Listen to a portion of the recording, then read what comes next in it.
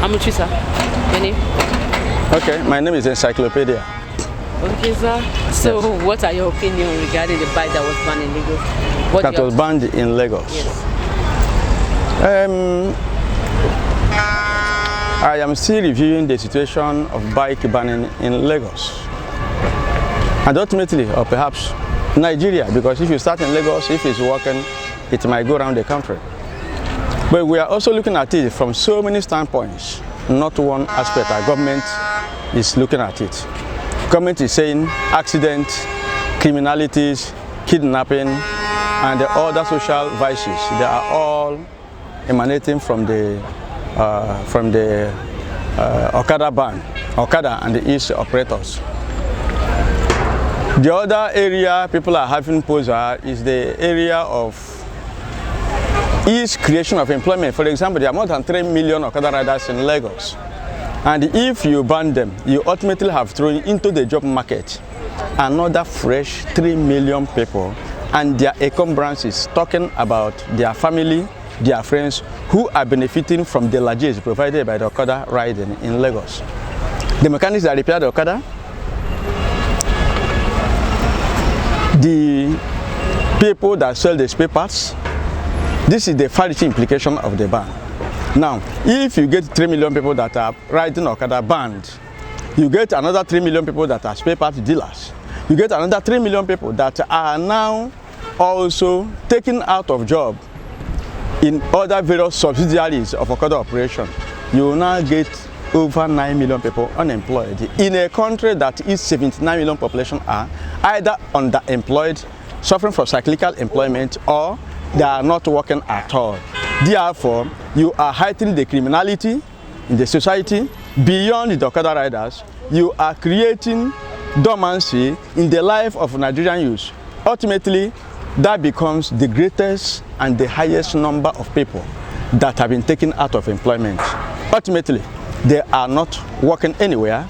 They don't have anywhere to get new jobs. Then, the producers of the Okada are also out of jobs. So you can see the implication of a 3 million ban is affecting 1.2 million people in Nigeria alone. That's the highest level of human capital waste in the entire world. Therefore, we are looking at it holistically, that if the government can consider some of the areas of Okada banning, institute regulation and control. Let me take you to a particular place of interest. There were things that were happening in England, our colonial masters, in the 1800s. In England, there was no football played in England. Football was then played in China. Therefore, when the game came to England, a headmaster in Merchant Taylor's school, I'll not tell you the name now, the headmaster in Merchant Taylor's school said that don't ban this game because it will create a lot of problems in England.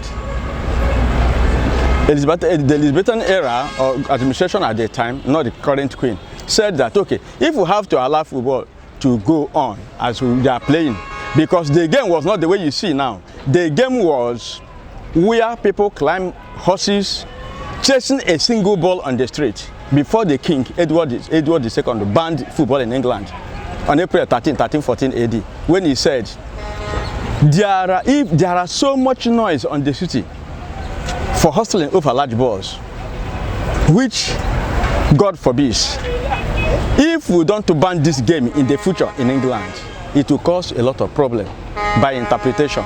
He's trying to say that the marching of people to death, horse wound, and other things that emanated from what they call Shrove Tuesday game in England. Madam, you can go and Google it. We call it Shrove Tuesday game in England.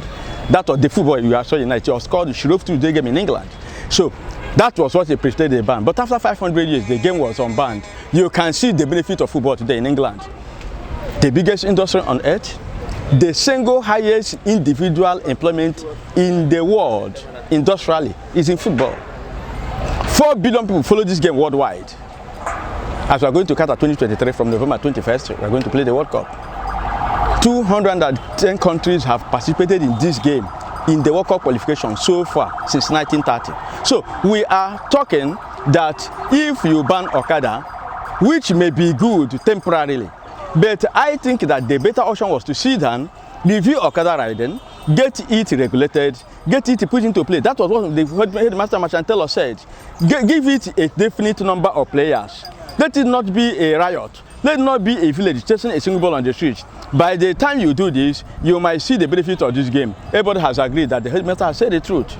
So those single villages chasing a single ball on the street have whittled down to 11 players, even though it was 27 a side way back in 14 AD in ancient Italy. So this is what I'm talking about. Let us sit down and review the Okada holistically, regulate it, have a portion, have a position, have the way it can be managed historically for the benefit of mankind. I think by doing this, the Okada riding may be accommodated in a society development like Nigeria. That's the way we are looking at it. So, but then there are factors that play in and play out in the Okada banning, and that is the criminality about it. Beyond the criminality, what of other intrinsic benefits that are coming from Okada? Nobody has seen them. Nobody has taken pen to study. Nobody has done anything. We are seeing, okay, the hire killers are using the Okada. The kidnappers are using the Okada. The armed robbers are using the Okada. Truth beyond the argument. But the problem will be to sit back and review Okada riding beyond what it is now.